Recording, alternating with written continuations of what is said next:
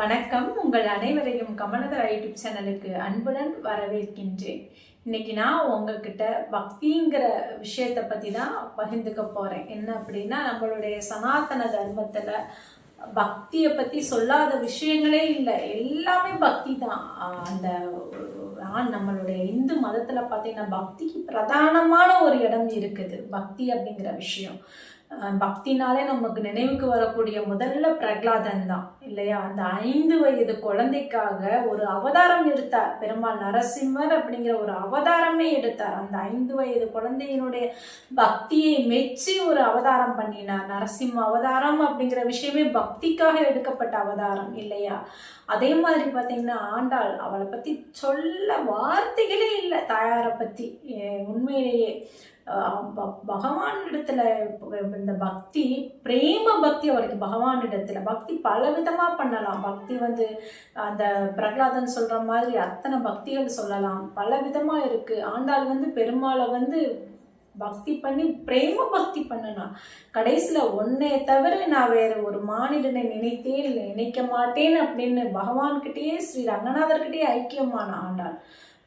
அவ்வளவு ஆண்டாளை பற்றி சொல்லணும் அப்படின்னா, அந்த ஸ்ரீவில்லிபுத்தூரையே ஆயர்பாடியா நினைத்து அவ்வளோ பாசுரங்கள், திருப்பாவை அப்படிங்கிற பாசுரங்கள், அப்புறம் நாச்சியார் திருமொழி, இதெல்லாம் எவ்வளோ அருமையான அந்த வாரணமாயிரம் கேட்கும் போதெல்லாம் பாருங்க, நீங்கள் உண்மையிலேயே கொஞ்சம் உங்களுக்கு ஏதாவது ஒரு நேரம் கிடைக்குது அப்படின்னா நீங்கள் யூடியூப்லேயே பார்த்தீங்கன்னா வாரணமாயிரம்லாம் கேட்கும்போது அவ்வளோ அழகா அந்த கண்ணை அவனை கைத்தலம் பற்றுறது, அவனை கல்யாணம் பண்ணிக்கிறது, கிருஷ்ணனை கல்யாணம் பண்ணிக்கிறது, பெருமாள், அந்த விஷயங்கள் அவ்வளோ வர்ணிப்பா. அது மட்டும் பார்த்தீங்கன்னா அந்த வாரணமாயிரம் பாட்டை கேட்டுட்டு வந்தோம் அப்படின்னா பாடலாம். அப்படி பாட முடியலைன்னா நீங்கள் பூஜை பண்ணும்போது விளக்கேற்றி முடிச்சுட்டு வீட்டில் அந்த செல்லில் ஓட விட்டுட்டு நீங்கள் வாரணமாயிரம் உங்கள் செவியில் விழ உங்களுக்கு நல்ல குழந்தைகளாக இருப்பாங்க, நல்ல குழந்தைகள் பிறப்பாங்க. அப்படி உங்கள் குழந்தைகள் வளர்ந்துக்கிட்டு இருக்காங்க அப்படின்னா கூட நல்ல வளரக்கூடிய சூழ்நிலைகள், நல்ல குழந்தைகளாக வளருவாங்க. அப்பேற்பட்ட ஒரு மகத்துவம் பொருந்திய விஷயங்கள் எல்லாம் நமக்கு ஆண்டாள் தாயார் பண்ணிட்டு போயிருக்காங்க. இவ்வளவு விஷயம்.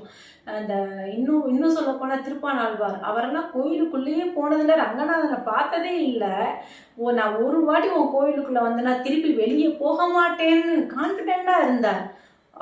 கோயிலுக்குள்ள அவருக்கு ஒரு சந்தர்ப்பத்துல கோயிலுக்குள்ள போறதுக்கூட வாய்ப்பு கிடைக்குது, போறாரு. ரங்கா நான் உள்ள வந்துட்டேன், நீ வெளியே போக மாட்டேன்ட்டார். வெளியே போகவே இல்லை.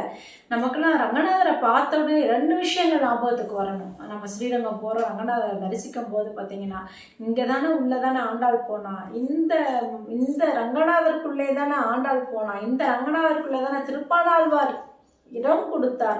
அந்த ரங்கநாதன் சொரூபமே திருப்பானாழ்வாரும் ஆண்டாளாக தான் நமக்கு தெரிவாங்க இல்லையா? அப்பேற்பட்ட பக்தி பண்ணினாங்க. பக்தி நம்மளுடைய பாரத தர்மத்துல பக்தி பண்ணி, அதாவது மகான்ல இருந்து குருவுல இருந்து கடைக்கோடியான மானிடம் வரைக்கும் பக்திங்கிற விஷயம் பிரதானமான சொல்லப்படக்கூடிய விஷயம். இந்த பக்தினால சாதிக்க முடியாதது எதுவுமே இல்லை. எந்த நாள் நீங்க இப்ப சாதாரணமா நான் ஆர்த்திகம் பேசுறவங்களாம் நிறைய இருப்பாங்க, கடவுள் இல்லை, அவங்களுமே நிறைய விஷயங்களை சாதிச்சுட்டு தான் இருப்பாங்க. அவங்க மேல நம்பிக்கை இருக்கும். ஆனா கடவுள் மேல இல்லாம நான் தான் பெரியவன் அப்படிங்கிற ஒரு சுச்சுவேஷன் இருக்கும். ஒரு ஸ்டேஜ்ல கடைசி காலத்துல அவங்களே கூட உணர்வாங்க. பக்திங்கிறது கண்டிப்பா வரத்தான் செய்யும். ஆனா அந்த பக்தியா இருக்கிறவங்க பாத்தீங்கன்னா ஒரு சில விஷயங்கள் முடியாத மாதிரி இருக்கும்போது, இல்லை இது நம்மளால முடியாதுங்கிறது இல்லை, நம்ம கூட இறைவன் இருக்கிறான், இந்த காரியத்தை நடத்தே தீருவாங்கிற அசட்டுத்தனமான தைரியம் வரும். அந்த நம்ம பண்ணக்கூடிய ஏதோ நம்ம சாதிக்கணும்னு நினைக்கக்கூடிய விஷயம் இந்த பக்தியா இருக்கிறவங்களுக்கு அசட்டுத்தனமான தைரியமா நம்ம கூட பகவான் இருக்கான், எப்படி இது சாத்தியம் இல்லாம போகும் அப்படிங்கிற ஒரு மனோதிடம் கிடைக்கும் இந்த பக்தியில. பக்திங்கிறது சாதாரணமான விஷயம் இல்லைங்க. அதுவும் குரு பக்தி மேன்மையான விஷயம். குரு பக்தி எல்லாம் பார்த்தீங்கன்னா, குரு பக்தி பண்றதுக்கு ஒரு அனுகிரகம் வேணும், அந்த குரு கிருபை வேணும். அப்படி இருந்தாலும் குரு பக்தி கிடைக்கிறதா அவ்வளோ சாதாரணமான விஷயம் இல்லை, அப்பேற்பட்ட மேன்மையான விஷயம். அது இறைவனிடம் பக்தி.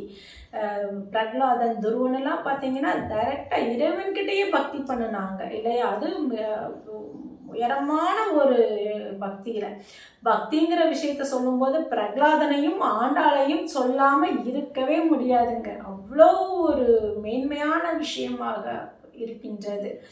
இன்னும் நான் இந்த பக்தியை பற்றி சொல்லணும்னா இந்த ஒரு எபிசோடோ இல்லை எத்தனை எபிசோடு எடுத்தாலுமே அதை முடிக்கவே முடியாது. அவ்வளோ ஒரு மேன்மையான விஷயம் பக்திங்கிற விஷயம்.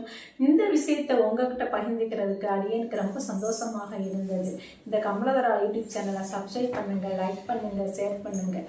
மீண்டும் ஒரு பதிவில் உங்களை சந்திக்கிறேன். நன்றி.